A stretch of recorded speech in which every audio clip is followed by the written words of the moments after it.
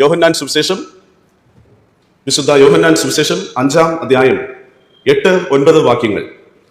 യേശു അവനോട്, എഴുന്നേറ്റ് നിന്റെ കിടക്ക എടുത്ത് നടക്കാം എന്ന് പറഞ്ഞു. ഉടനെ ആ മനുഷ്യൻ സൗഖ്യമായി കിടക്ക എടുത്തു നടന്നു. ഉടനെ ആ മനുഷ്യൻ സൗഖ്യമായി കിടക്ക എടുത്ത് നടന്നു. ദൈവനാമം മഹത്വപ്പെടട്ടെ.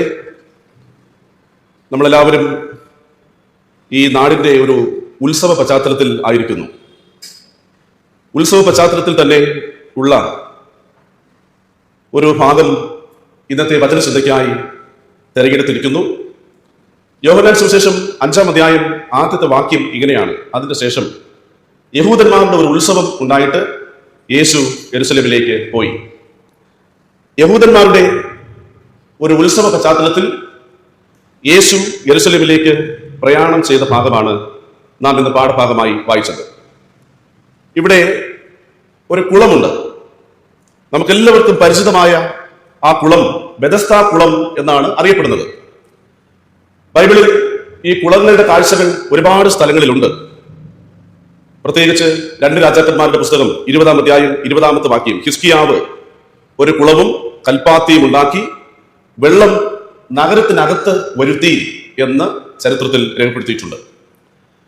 യെശയ്യാ പ്രവാചകന്റെ പുസ്തകം 22-ാം അധ്യായം 1-ാമത്തെ വാക്യം, പഴയ കുളത്തിലെ വെള്ളം സൂക്ഷിക്കാൻ 2 മതിലുകളുടെ മധ്യേ ഒരു ജലാശയം ഉണ്ടായി എന്ന് പ്രവാചകൻ യെശയ്യാവ് രേഖപ്പെടുത്തിയിട്ടുണ്ട്.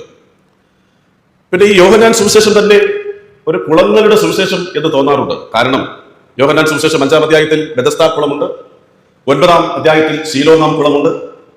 ഇങ്ങനെ കുളങ്ങൾ ആവർത്തിച്ചു വരുന്ന വേദഭാഗങ്ങൾ യോഹന്നാൻ സുവിശേഷത്തിലുണ്ട്. ഈ കുളങ്ങളുടെ തീരം വാസ്തവത്തിൽ ദൈവത്തിന്റെ ഇടപെടലിന്റെ തീരമാണ്. ജലാശയ തീരങ്ങൾക്ക് ഒരുപാട് സാധ്യതകളുണ്ട്. ഒരു കവിയോ ഒരു എഴുത്തുകാരനോ നദിയുടെയോ കടലിന്റെയോ ഒക്കെ തീരത്തിരിക്കുമ്പോൾ പുതിയ കവിതകളും സാഹിത്യ സൃഷ്ടികളുമൊക്കെ രൂപപ്പെടും. വല്ലാത്ത സൗന്ദര്യവും മനോഹരത്വവും ഒക്കെ ഉണ്ട് ഈ ജലാശയങ്ങളുടെ തീരത്തിന്. അത്തരമൊരു തീരമാണ് ബെഥസ്ദാ കുളത്തിന്റെ തീരം.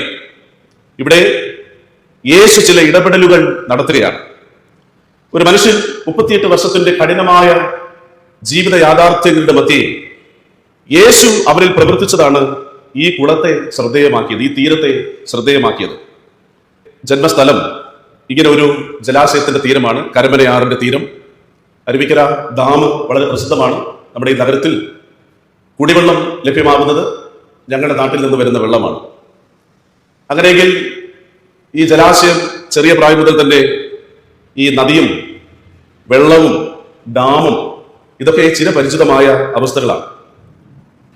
ഈ കുളങ്ങളെ സംബന്ധിച്ച് അല്ലെങ്കിൽ ജലാശയങ്ങളെ സംബന്ധിച്ച് ഒരുപാട് മനോഹരത്വവും സൗന്ദര്യവും സൃഷ്ടിപരമായ പല കാര്യങ്ങളും ഉണ്ടെങ്കിലും ബെഥസ്ദാ കുളം അങ്ങനെ ഒരു തീരമല്ല. കാരണം ബെഥസ്ദാ കുളം അത്ര സന്തോഷം പകരുന്ന ഒരിടമല്ല. ബെഥസ്ദാ കുളം അത്ര മനോഹരമായ സൗന്ദര്യം നിറഞ്ഞ ഒരിടമല്ല. അവിടെ വന്നിരിക്കുന്ന ജനം, ആളുകൾ കാറ്റുകൊള്ളാൻ വന്നിരിക്കുന്നവരല്ല, എന്തെങ്കിലും കവിത എഴുതാൻ വന്നിരിക്കുന്നവരല്ല, ഏതെങ്കിലുമൊക്കെ സാഹിത്യ സൃഷ്ടി നടത്താൻ വന്നിരിക്കുന്നവരുമല്ല. ഈ കുളത്തിന്റെ ചുറ്റുപാടും തീരത്ത് ഒരുപാട് ആളുകളുണ്ട്.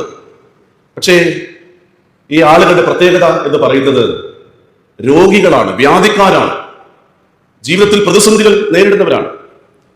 പക്ഷേ ഇന്നത്തെ സുവിശേഷം എന്ന് പറയുന്നത് അത്ര മനോഹരമല്ലെങ്കിലും അത്ര സൗന്ദര്യമില്ലെങ്കിലും സന്തോഷിക്കാൻ വകയില്ലെങ്കിലും വേദന നിറഞ്ഞ ഈ കുളത്തിന്റെ തീരത്ത് സന്ദർശകനായി യേശു എത്തുന്നു.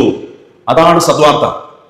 ക്രിസ്തുനാഥൻ ഈ തീരത്തെത്തുമ്പോൾ ആ തീരത്തിന്റെ ചരിത്രം തിരുത്തപ്പെടുകയാണ്. അങ്ങനെയെങ്കിൽ ഈ ബെഥസ്ദാ കുളത്തിന്റെ തീരത്ത് സംഭവിക്കുന്ന 3 സവിശേഷതകൾ വളരെ ചുരുക്കമായി നിങ്ങളോട് പങ്കിടട്ടെ. ഈ തീരം യേശുവിന്റെ സന്ദർശനത്തിലൂടെ ഈ തീരത്ത് കൈവരുന്ന 3 സവിശേഷതകൾ. 1, ഈ ബെഥസ്ദാ കുളത്തിന്റെ തീരം തകർന്നവരുടെ തീരമാണ്, തകർക്കപ്പെട്ടവരുടെ കേന്ദ്രമാണ്, തകർന്നുപോയവരുടെ ഇടമാണ്. കാരണം ഏറിയ പങ്കും രോഗികളാണ്.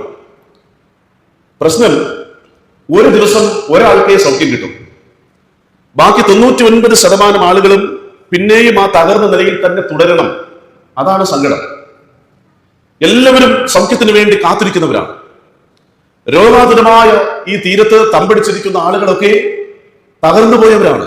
ഒരർത്ഥത്തിൽ അല്ലെങ്കിൽ മറ്റൊരർത്ഥത്തിൽ ജീവിതത്തിൽ സങ്കടങ്ങൾ പേറുന്നവരാണ്. ഇപ്പോൾ ഇവിടെ ഇരിക്കുന്ന ചെറിയ കുഞ്ഞുങ്ങളെ ഒഴിവാക്കിയാൽ, കൊച്ചു മക്കളെ ഒഴിവാക്കിയാൽ, ഏതെങ്കിലും തരത്തിൽ ജീവിതത്തിൽ സങ്കടം കൊണ്ടു നടക്കാത്ത ആരാണുള്ളത്?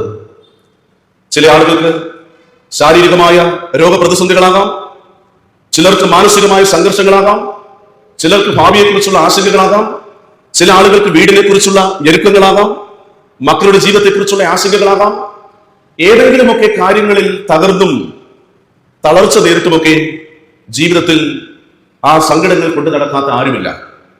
അങ്ങനെയെങ്കിൽ ഈ തീരം നമുക്കൊരു സദ്വാർത്തയാണ്. കാരണം ദാവീദ് പുത്രാ, കരുണ തോന്നണമേ എന്ന് നിലവിളിക്കുമ്പോൾ നമ്മെ കാണുകയും സ്പർശിക്കുകയും വീണ്ടെടുക്കുകയും എഴുന്നേൽപ്പിക്കുകയും ചെയ്യുന്ന ഒരു ദൈവം നമുക്കുണ്ട്.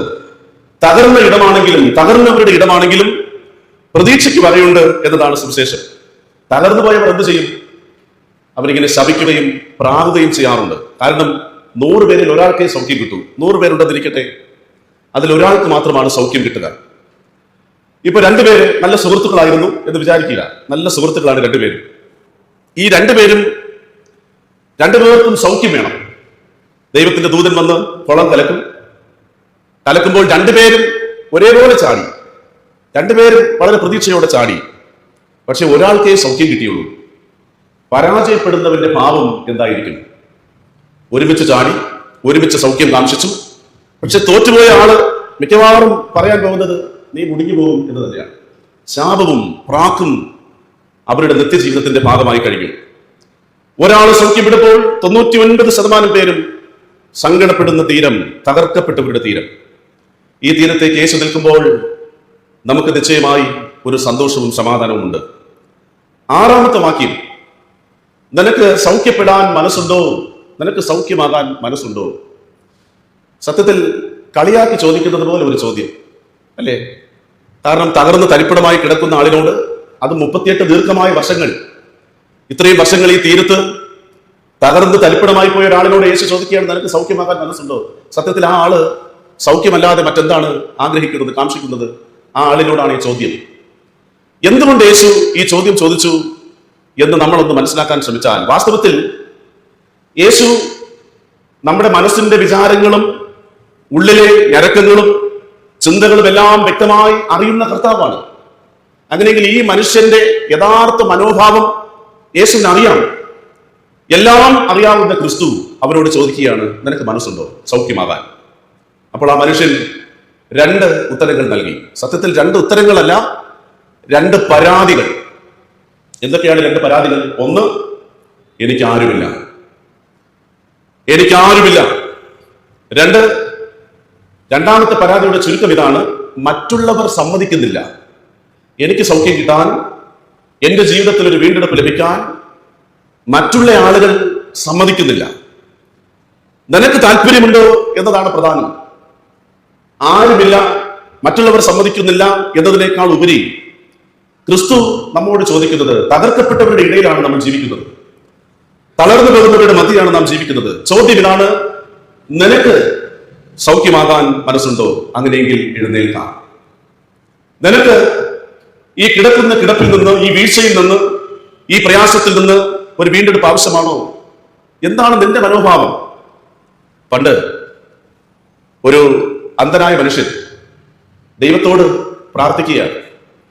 അപ്പൊ ദൈവം പറഞ്ഞു, ശരി, നിന്റെ പ്രാർത്ഥന കേട്ടിരിക്കുന്നു, നിനക്ക് എന്താണ് ആവശ്യം? അപ്പോൾ ഈ അന്ധനായ മനുഷ്യൻ പറഞ്ഞു, എനിക്ക് നല്ലൊരു ഊന്നുവടി കിട്ടിയാൽ മതി എന്ന് പറഞ്ഞാൽ അന്ധത ശീലിച്ചിരിക്കുന്നു.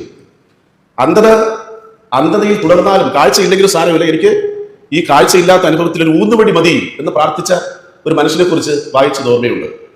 കുറെ കാലം ഈ കഷ്ടങ്ങളിലൊക്കെ തുടരുമ്പോൾ, സങ്കടങ്ങളിലൊക്കെ തുടരുമ്പോൾ, ഇനി ഇങ്ങനെയൊക്കെ മതി, ഇനി ശിഷ്ടജീവിതം ഇതുപോലെയൊക്കെ മതി, ഇനി മുന്നോട്ട് കുറച്ച് കാലമല്ലേ ഉള്ളൂ, ഇതൊക്കെ മതി എന്ന് ചിന്തിക്കാൻ സാധ്യതയുണ്ട്. അതുകൊണ്ടാണ് യേശു ചോദിക്കുന്നത്, നിനക്ക് മനസ്സുണ്ടോ? ജീവിതത്തിന്റെ ഏത് കഠിനമായ കൈപ്പനുഭവങ്ങളിലും കൂരിനുള്ളിലും നിനക്കൊരു മാറ്റം താല്പര്യമുണ്ടോ? നിന്റെ മനസ്സ് നിന്റെ സൗഖ്യത്തിലേക്ക് നയിക്കും. നിന്റെ ജീവിതത്തിന്റെ തീരുമാനം നിന്റെ വെളിച്ചത്തിലേക്ക് നയിക്കും. നിനക്ക് മനസ്സുണ്ടോ? അങ്ങനെ ചോദിക്കുമ്പോൾ പരാതിയും പരിഭവവും പിറുപിറുപ്പുമായി നമ്മുടെ ജീവിതം അങ്ങനെ ഒരു ശീലത്തിലേക്ക് വരരുത്. മിക്കവാറും വാർദ്ധക്യ സഹജർ ഒരു പ്രായമൊക്കെ കഴിയുമ്പോൾ ഇങ്ങനെ പരാതിയും പരിഭവവും പിറുപിറുപ്പുമാറ്റൊക്കെ ഇങ്ങനെ ജീവിതം തള്ളി നീക്കുന്നവരാണ്. പക്ഷേ യേശു ചോദിക്കുന്നു, നിനക്ക് മനസ്സുണ്ടോ?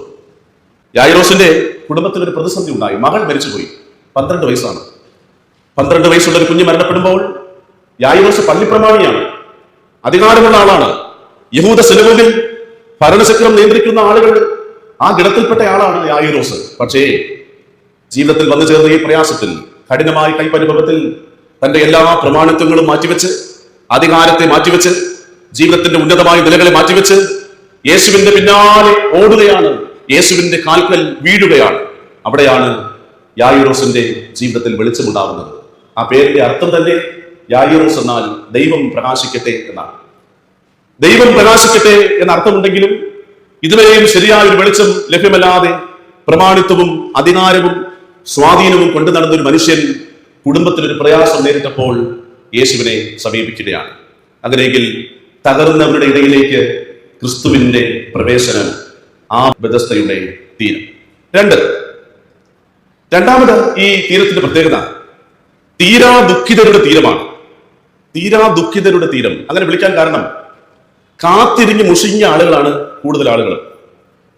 99% പേരും ഈ ദുഃഖത്തിൽ തന്നെ ഇങ്ങനെ തുടരുകയാണ്. കാരണം ഒരാളിനെ ഒരു പ്രാവശ്യം സൗഖ്യം കിട്ടും. അപ്പോൾ കാത്തിരിക്കാൻ നമുക്ക് ആർക്കും ഇഷ്ടമില്ല. അതുകൊണ്ടാണ് ഈ കോവിഡ് കാലത്ത് നമ്മൾ വല്ലാതെ ഭയന്നത് വീടുകളിൽ ഉള്ളറകളിലൊക്കെ ആയിപ്പോയപ്പോഴാണ്. കാത്തിരിക്കാനും എവിടെയെങ്കിലുമൊക്കെ ഇങ്ങനെ ഇരിക്കാനും ഒന്നും, ശാന്തമായി ഇരിക്കാനും ഒന്നും നമുക്ക് താല്പര്യമില്ല. അത് നമ്മുടെ ജീവിതത്തെ തന്നെ ഒന്ന് പരിശോധിച്ചാൽ മതി. പ്രഷർ കുക്കർ അല്ലേ, പെട്ടെന്ന് കാര്യം നടക്കണം. ഇപ്പൊ ഫോണിൽ തന്നെ നമുക്ക് ടൈപ്പ് ചെയ്യാനൊന്നും സമയമില്ല. അതുകൊണ്ട് നമ്മൾ ഫോൺ ഇങ്ങനെ എടുത്തിട്ട് സംസാരിച്ചാൽ മതി, അതിലിങ്ങനെ ടൈപ്പ് ചെയ്ത് വരും, പെട്ടെന്ന് കാര്യം നടക്കണം. ഇൻസ്റ്റന്റ് കോഫി അല്ലെ, ഒരു ചെറിയ മെഷീനകത്ത് കമ്പി ഇങ്ങനെ ചൂടായി നിൽക്കും, അതിനകത്തൂടെ പെട്ടെന്ന് ചൂട് ചായ കിട്ടും. കാത്തിരിക്കാൻ നമുക്ക് ഇഷ്ടമില്ല, ക്ഷമയുമില്ല. തീരാ ദുഃഖം തളം കെട്ടിയിരിക്കുന്ന ആളുകളാണ് ഇവിടെ. ആകെ കൂടി കാത്തിരിക്കുന്ന ചില ആളുകളുണ്ട്, ക്ഷമയോടെ കാത്തിരിക്കുന്ന ആളുകളുണ്ട്. എവിടെയാണെന്നറിയാമോ? നമ്മൾ കണ്ടിട്ടുള്ളതിൽ വെച്ച് ഒരു പരാതിയും പരിഭവവും ഇല്ലാതെ ക്ഷമയോടെ കാത്തിരിക്കുന്ന ഒരു കൂട്ടം ആളുകളുണ്ട്. ബിവറേജസിന്റെ ഫ്രണ്ടിലാണ്. ആ ക്യൂവിൽ എത്ര മണിക്കൂർ വേണമെങ്കിലും അവർ കാത്തിരിക്കും, ഒരു പരാതിയുമില്ല. അല്ലെ, ഓണത്തിന്റെ തലേ ദിവസം ഉത്രാടം 126.31 കോടി രൂപയ്ക്കാണ് നമ്മുടെ ഈ ചെറിയ സംസ്ഥാനത്ത് മദ്യം വിറ്റഴിക്കുന്നത്. ഓണക്കാലത്ത് 8 ദിവസം, ഈ 8 ദിവസം കൂടി 771.29 കോടി രൂപയുടെ മദ്യമാണ് വിൽപ്പന ചെയ്യപ്പെട്ടത്. കഴിഞ്ഞ വർഷത്തേക്കാൾ 77 കോടി രൂപ കൂടുതൽ. ഒരു പരാതിയുമില്ല, അവിടെ തമ്മിൽ തർക്കമില്ല, ബിവറേജസിന്റെ ഫ്രണ്ടിൽ പിണക്കമില്ല, വിഭാഗീയതകളില്ല, ശാന്തമായി നിൽക്കും, വളരെ പ്രതീക്ഷയോടെ നിൽക്കും. അവിടെയാണ് സൗഹൃദങ്ങൾ രൂപപ്പെടുക, അവിടെയാണ് യഥാർത്ഥ കാത്തിരിപ്പ്.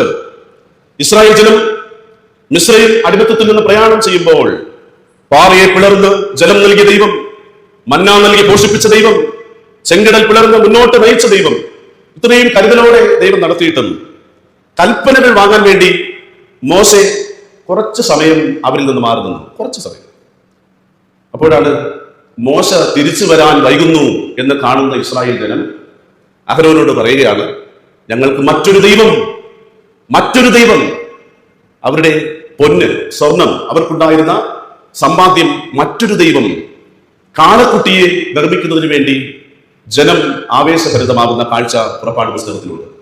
കാത്തിരിക്കാൻ ക്ഷമയില്ലാത്തവർ, കാത്തിരുന്ന് മുഷിഞ്ഞുപോയവർ, ദൈവ വഴിയിൽ നിന്ന് അന്യപ്പെട്ടു പോയ കാഴ്ച പുറപ്പാട് ചരിത്രത്തിലുണ്ട്.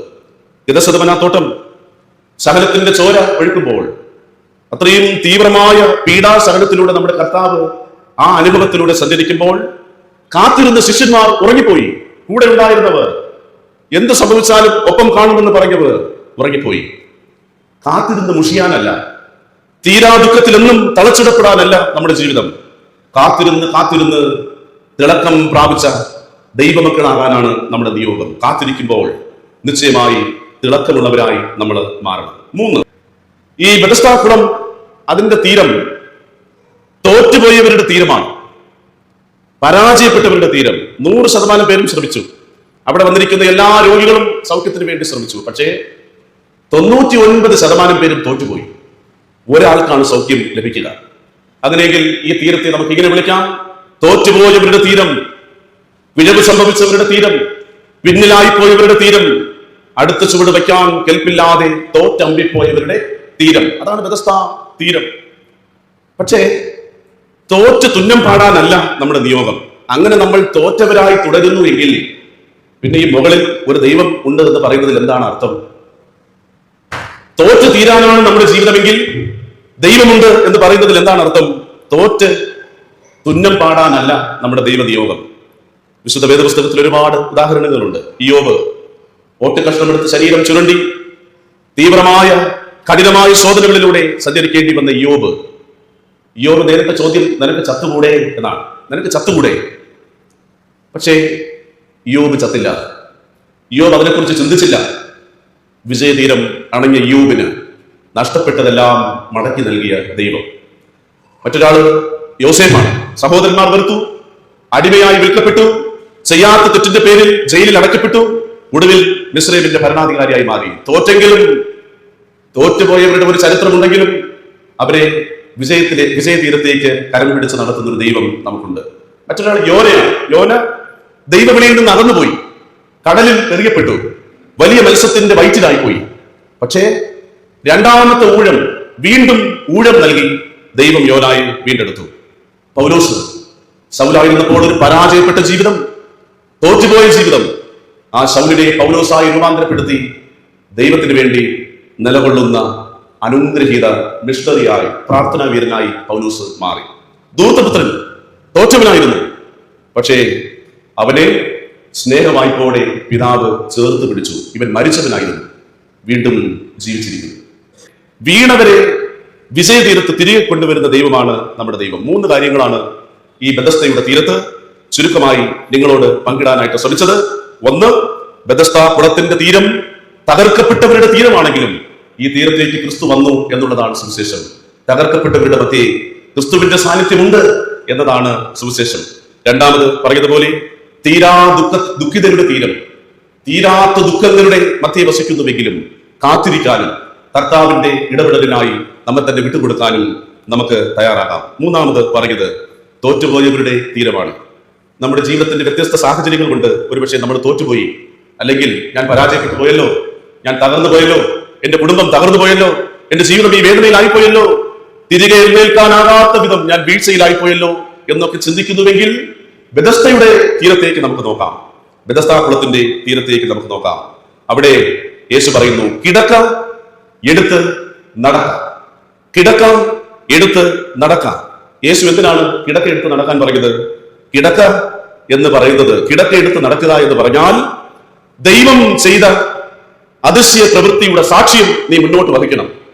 കിടക്ക എടുത്ത് നടക്കുക എന്ന് പറഞ്ഞാൽ ദൈവം നിന്റെ ജീവിതത്തിൽ ചെയ്ത ഉപകാരം വിസ്മരിച്ചുകൂടാ. ദൈവം നിന്നെ തൊട്ടതും എഴുന്നേൽപ്പിച്ചതും 38 ദീർഘവർഷങ്ങളുടെ കഠിന യാതനകൾക്ക് ശമനം വരുത്തിയതും വിസ്മരിച്ചുകൂടാ. കിടക്കയെടുത്ത് നടക്കാം. സൂക്ഷിക്കേണ്ട ഓർമ്മയാണ്, സൂക്ഷിക്കേണ്ട സാക്ഷ്യമാണ്. നടത്തിയ വിധങ്ങൾ ഒരിക്കലും വിസ്മരിക്കാൻ കഴിയില്ല, പാടില്ല. ഉടനെ ആ മനുഷ്യൻ സൗഖ്യമായി. സത്യത്തിൽ നമ്മുടെ എല്ലാവരുടെയും യാത്ര മറ്റൊരു തീരത്തേക്കാണ്, മനോഹരമായ മറ്റൊരു തീരം. ഒരു തീരത്തേക്കുള്ള സഞ്ചാരമാണ് നമ്മുടെ എല്ലാവരുടെയും സഞ്ചാരം. ആ തീരം ലക്ഷ്യമാക്കി ലാക്കാക്കി നമ്മുടെ ജീവിതത്തെ ക്രമപ്പെടുത്താം. ക്രിസ്തു നമ്മോടൊപ്പമുണ്ട്. ശുദ്ധവും ശുഭ്രവുമായുള്ള ജീവജല നദിയിൻ ഇരുകരയും ജീവവൃക്ഷഫലങ്ങൾ പരിലസിക്കും ദൈവത്തിനു ധ്യാനമേ. ഇരുകരയും ജീവവൃക്ഷഫലങ്ങൾ പരിലസിക്കും ദൈവത്തിനു ധ്യാനമേ. വാനുവരിൽ സ്തുതിനാദം സദമുഴങ്ങും ശാലേമേ.